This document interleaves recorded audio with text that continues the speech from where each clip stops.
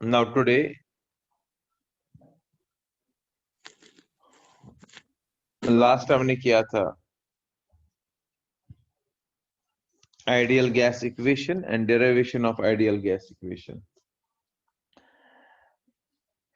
Ideal gas equation last time हमने किया था. And how with ideal gas equation by combining Boyle's law, Charles law, and Avogadro's law. Now we know PV is equal to nRT is ideal gas equation.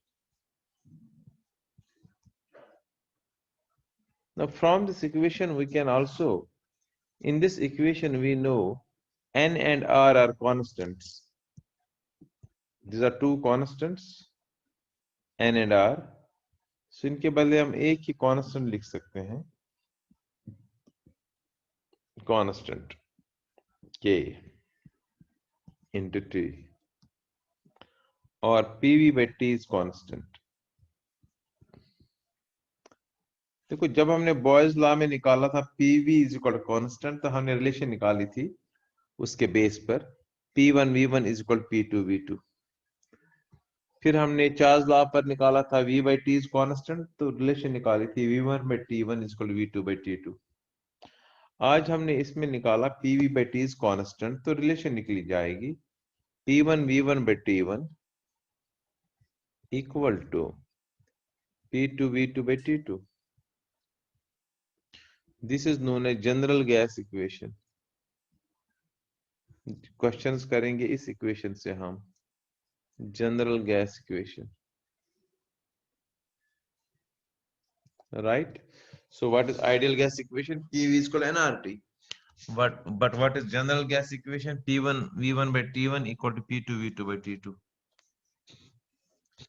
Now the next question is,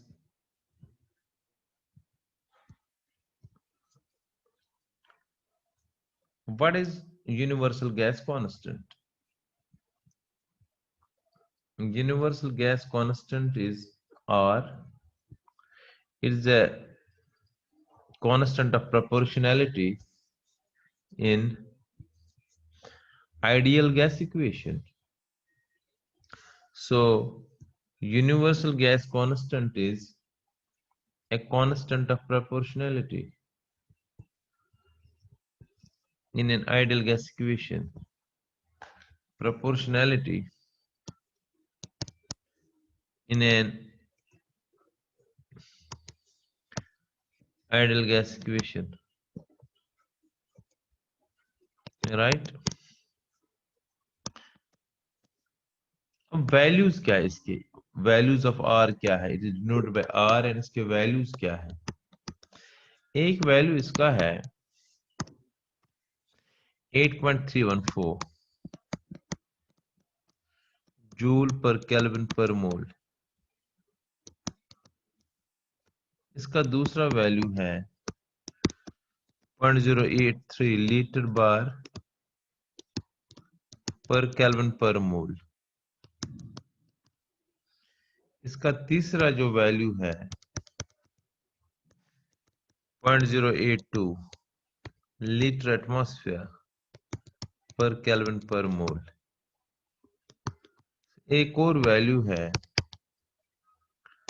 1.98 calorie पर degree पर मोल. तो ये आपको याद रखना है इसके values. In this chapter whenever we use R, या ये वैल्यू आप दे सकते हो. ये वैल्यू दे देंगे तो प्रेशर निकलेगा बार में, ये वैल्यू ले लेंगे प्रेशर होगा एटमॉस्फेयर में. So this is universal gas constant. इसके बाद नेक्स्ट है, after universal gas constant, next है derive a relation for density.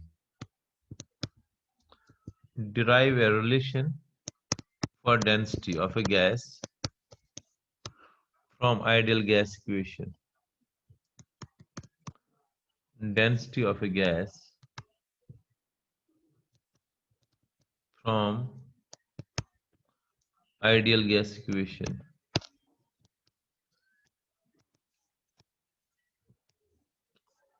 अब आइडियल गैस इक्वेशन क्या है? PV equal to NRT,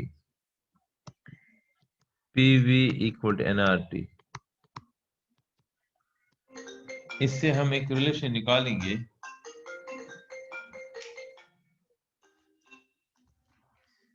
PV is equal to NRT. We have to derive a relation from PV is equal to NRT. हम क्या करेंगे काम? We'll just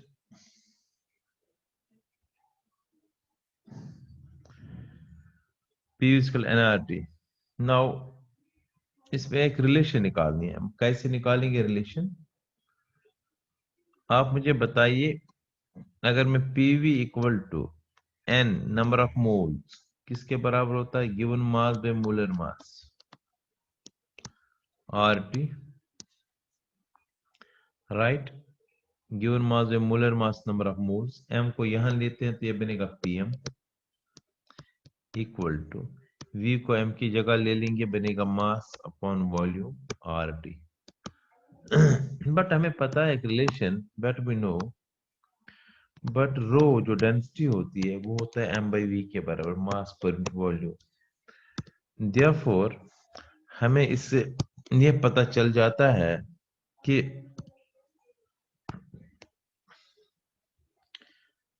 PM किसके बराबर आएगा? PM इक्वल टू M/V के बदले रो लिखेंगे RT, और density rho is equal to PM upon RT.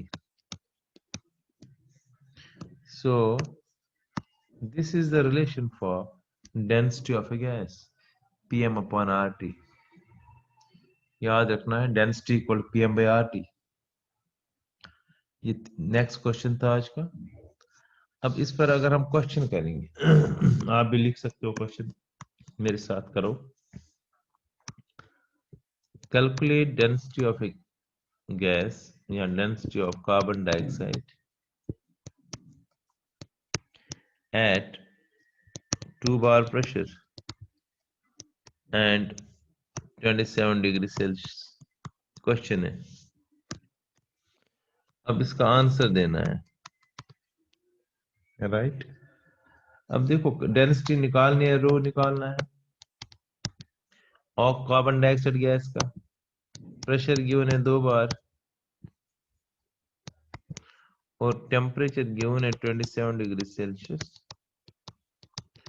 Plus कर लो 273।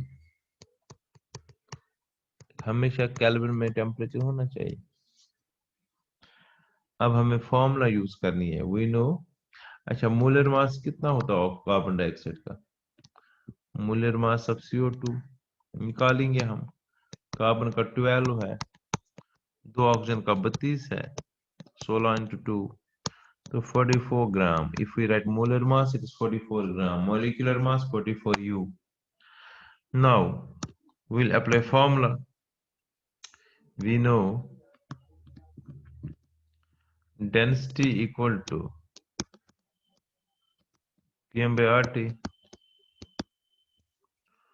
or density equal to P, what is pressure 2 bar, what is molar mass 44 ग्राम पर मोल,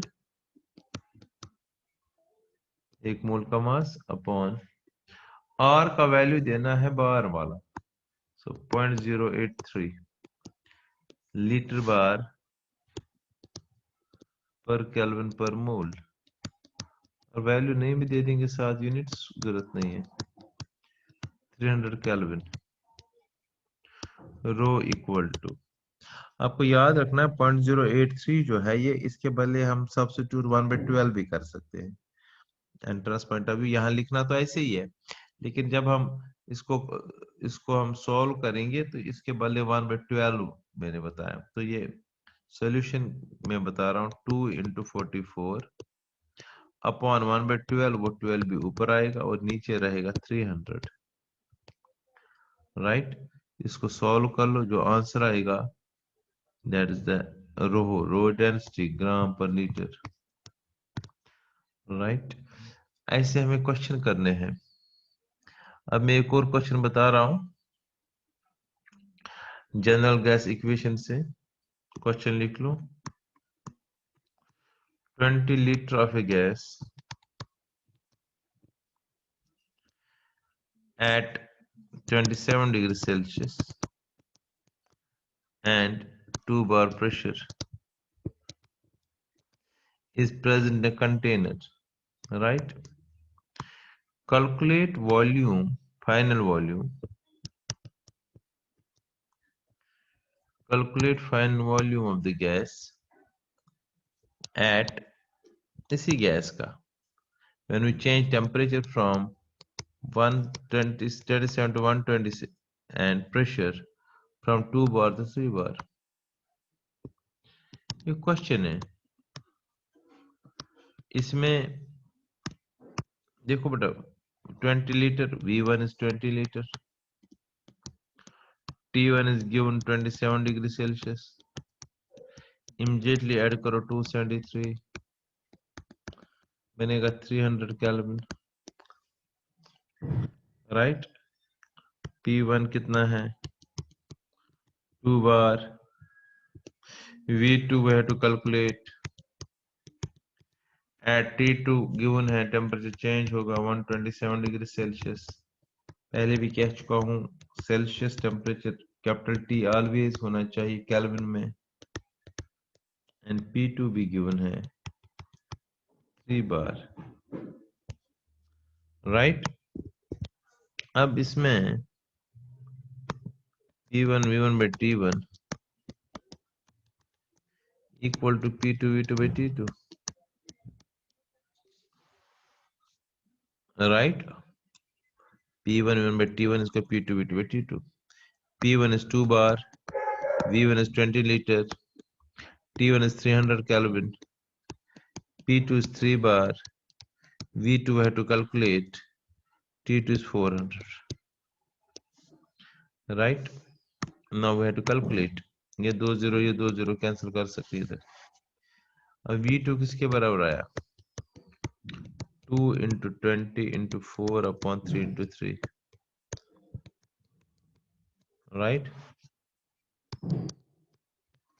160 upon 9,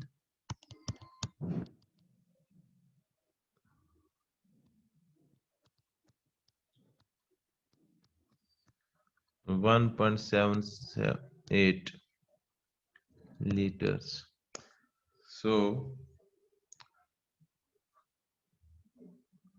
प्रेशर का इफेक्ट ज्यादा यहाँ पर है टेम्परेचर से, टेम्परेचर जरूर बढ़ा हमने लेकिन प्रेशर भी बढ़ा, प्रेशर बढ़ने से कम हो गया, राइट?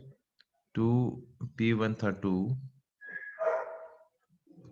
V1 था 20, T1 था 300, P2 था 3, V2 का 400, 0 0 cancel, V2 equal to 2 into 20 into 4 upon 3 into 3, बिल्कुल सही।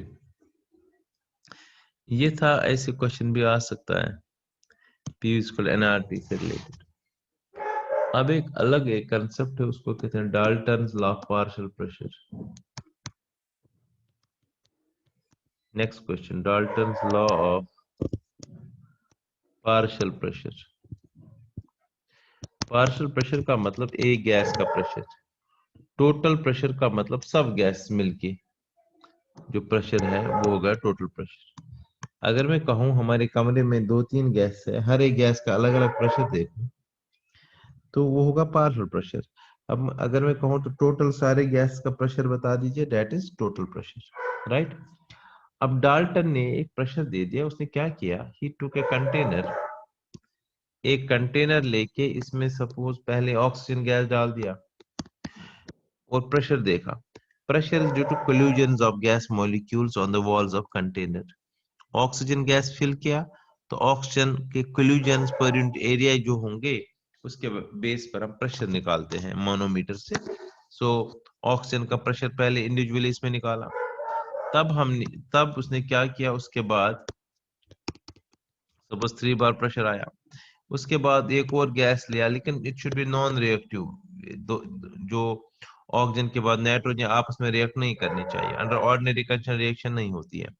सो नाइट्रोजन इसमें डाल दिया इस कंटेनर में, इसका भी कुछ अलग से, प्रेशर आया सपोज ये 3 बार आया। अब इसने क्या किया तीसरे एक्सपेरिमेंट में, पहले इसने इंडिविजुअली देखा, ये हो गया पार्शियल प्रेशर। फिर इसने क्या किया, इन दोनों गैस को एक साथ जितना इसने पहले डाला था अलग अलग करके, सपोज ऑक्सीजन के 2 मोल्स डाले थे, नाइट्रोजन के भी 2 मोल्स डाले, अब भी 2-2 मोल्स डालेंगे, लेकिन एक साथ डालेंगे, वो दोनों गैस इसमें अब रहेंगे, ऑक्सीजन भी और नाइट्रोजन। अब जो प्रेशर होगा उसने देखा को वो 5 आता है। सो जो अलग अलग उन्होंने इंडिपेंडेंटली एग्जर्ट किया, और जब गैस को मिक्स करके, आप सारे गैस को मिक्स करके कंटेनर में, प्रेशर बराबर आ जाता है। यही है Dalton's law of partial pressure, कि total pressure exerted by a mixture of non-reacting gases is equal to sum of the partial pressure of each gas। अगर 3 गैस है वो भी प्लस प्लस होगा। Which these gases exert independently in the same container। Independently उन्होंने exert किया pressure in the same container at constant temperature। That is Dalton's law of partial pressure। So it states total pressure exerted by a mixture of non-reacting gases is equal to the sum of the partial pressure of each gas which they exert independently in the same container at constant temperature, right? So this is a relation P is equal to P1 plus P2. Let us consider two gases, gas A and gas B। A gas का number of moles n A में लाता हूं, and B gas के number of moles n B। A gas का partial pressure P1 है और B gas का partial pressure P2 है। एक कंटेनर में डाला जिसका वॉल्यूम V है, 2 लीटर 3 लीटर, राइट। अब let us consider, again repeat, let us consider gas A and B, Na molecules and Na moles and Nb moles of gas A and B respectively in a container having volume V। Let PA and PB be the P1 and P2 be the partial pressure of these two gases। Let the gas are ideal, they behave ideal gas equation PV is equal to nRT।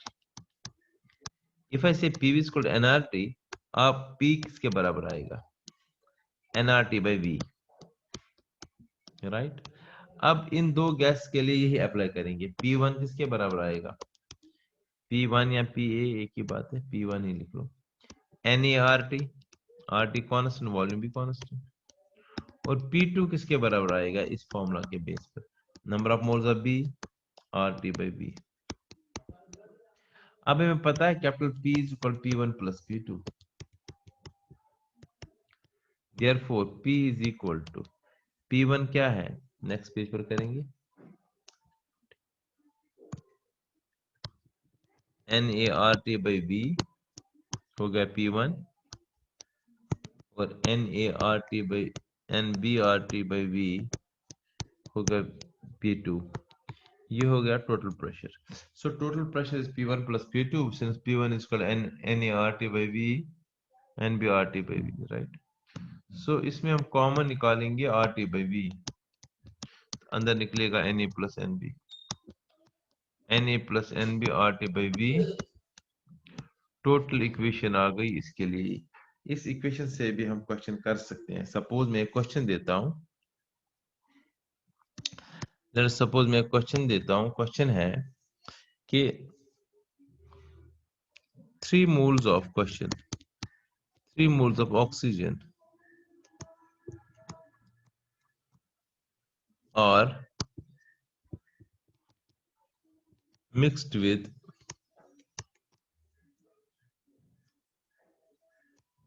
2 moles of nitrogen, carbon dioxide, non-reacting gas होने चाहिए,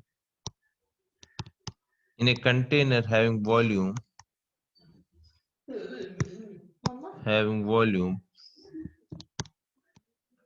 5 liters at 27 degrees Celsius।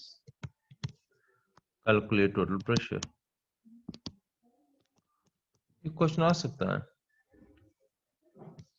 अब इस question को हम करने के लिए ये फॉर्मूला लगाएंगे। अगर मैं डायरेक्ट फॉर्मूला लगा के दिखाता हूं, टोटल प्रेशर निकालना है, number of moles of A 3 moles, number of moles of B2 moles into R का वैल्यू, चूंकि यहाँ पर प्रेशर की जो R का value 0.083, temperature 300 kelvin, 27 degree Celsius को करेंगे एट 273 तभी 300 बनेगा, upon volume is 5 litre. So total pressure is equal 5 cancel, ये मैंने कहा था 1/12 लिख लो, इसके बदले को 300/12 आएगा, ठीक है ना। 4 नीचे 3 से 7 28 4 25 कर लो, 3 दूनी 6, 25 आ गया। सो 25 बार इसका टोटल प्रेशर आ गया, राइट। ऐसे भी हम क्वेश्चन कर सकते हैं, ठीक है। This is how can we solve numericals on the base of Dalton's law of partial pressure. समझ आ रहा है, कोई डाउट? सर इसके बाद नेक्स्ट क्वेश्चन है, आज का last question, what is diffusion and what diffusion क्या है। Mixing of gases is diffusion, याद रहे। Spontaneous mixing of gas is known as diffusion. Spontaneous mixing of gases, two or more gas, two or more gas,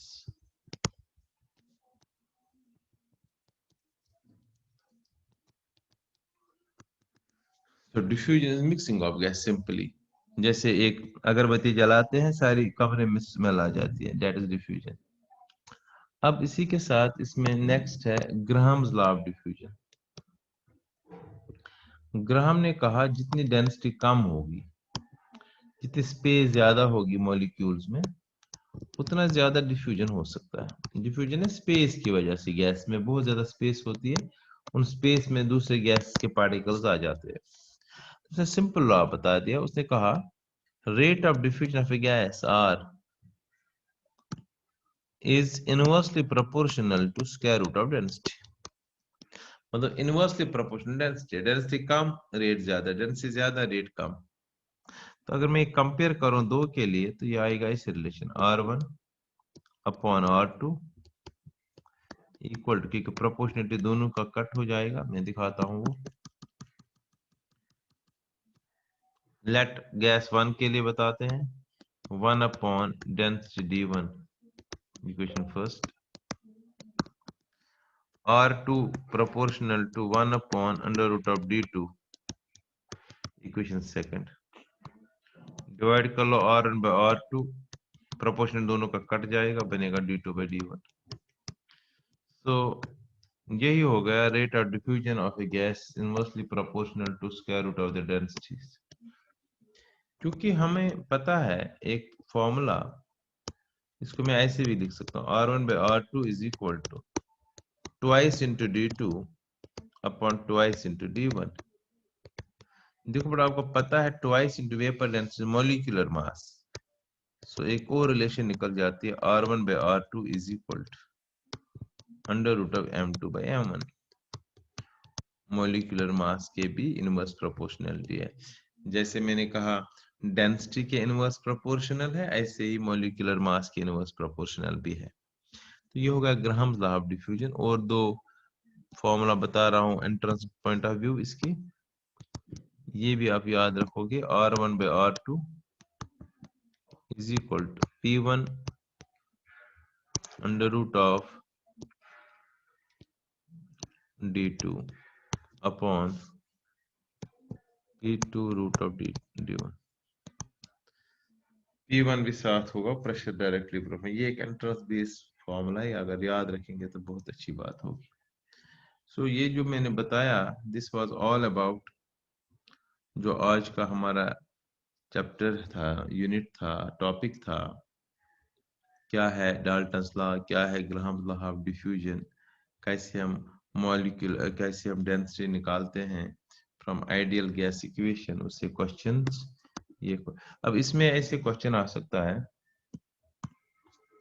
बताइए कौन सा hydrogen ज्यादा diffuse करेगा, या ऑक्सीजन करेगा, या नाइट्रोजन करेगा, या कार्बन डाइऑक्साइड करेगा।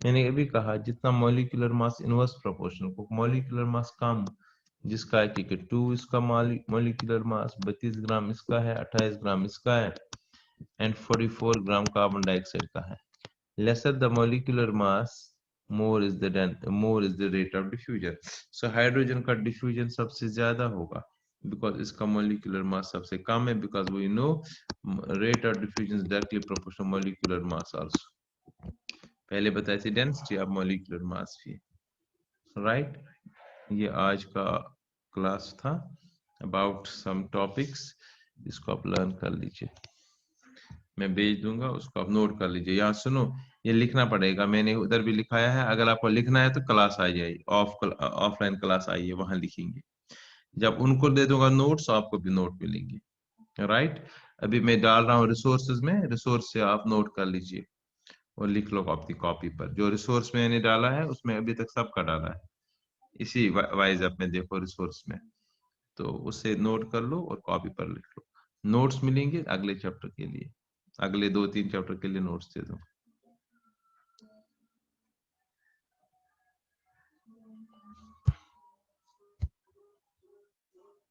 ओके बेटा Thank you, Yes, sir. sir. this is all for the day thank you very much god bless you take care and be safe